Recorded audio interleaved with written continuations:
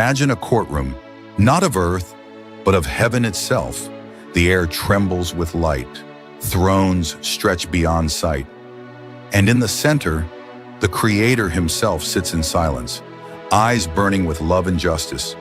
Before him kneels an angel, radiant once, now dimmed, his wings frayed from the dust of rebellion. Every other angel who stood in his place has been cast away forever, but this one is different.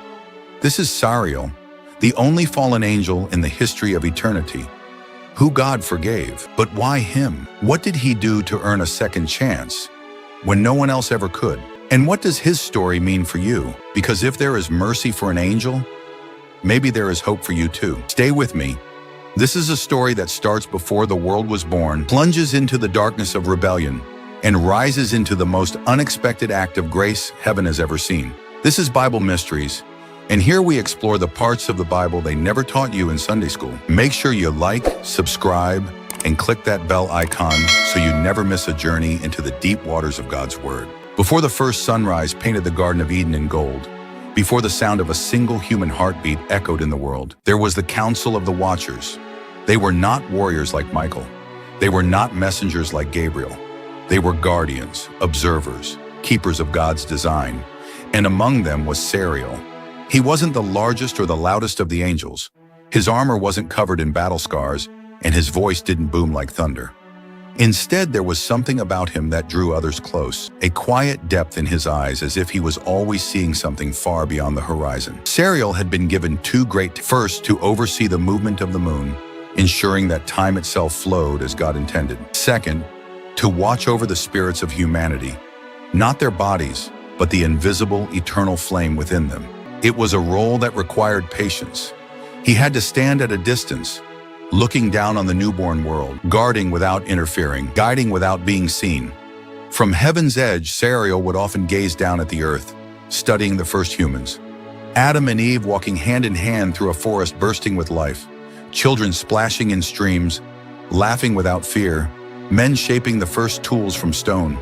He watched the seasons shift over their heads, the warmth of summer, the cool whisper of autumn, the hush of snow. And each time the moon completed its cycle, Sariel would mark it in his records, knowing that in God's perfect time, these people would grow in wisdom. But there was something else. When Sariel looked at humanity, he felt something not all angels could understand: compassion. He didn't just see them as part of the Creator's design.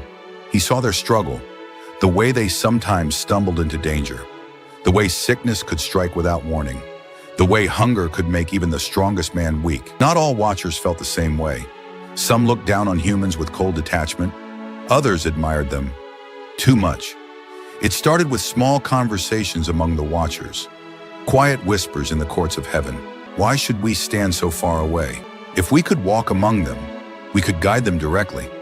We have knowledge that could protect them. Why keep it hidden? Sariel tried to ignore the whispers at first. He knew the Creator's command: do not cross the boundary between heaven and earth unless sent. It wasn't about pride or control. It was about timing. God's knowledge is like fire.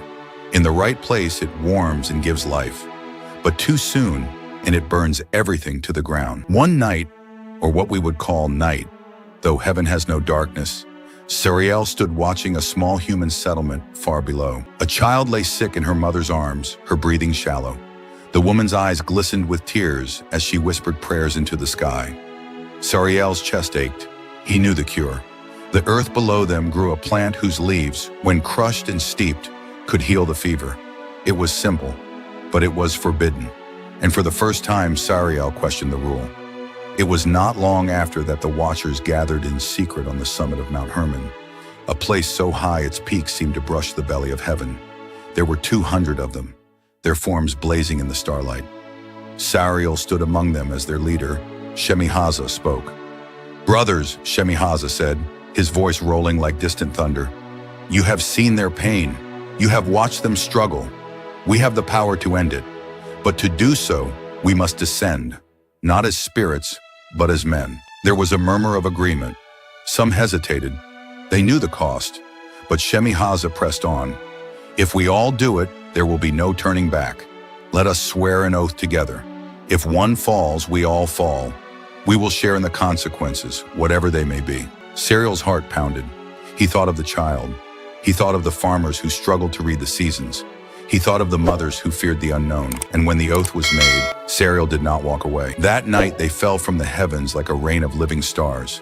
The humans, startled by the sight, came running to the mountaintop, where the watchers now stood in forms that looked like men, but with eyes that burned like the heart of a flame. The people did not fear them. They reached out in awe.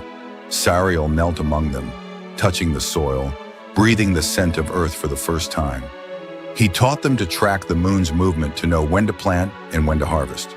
He taught the women how to mix certain leaves into teas that could heal fevers and calm pain. In the evenings, he would sit by their fires, telling them the stories of the stars.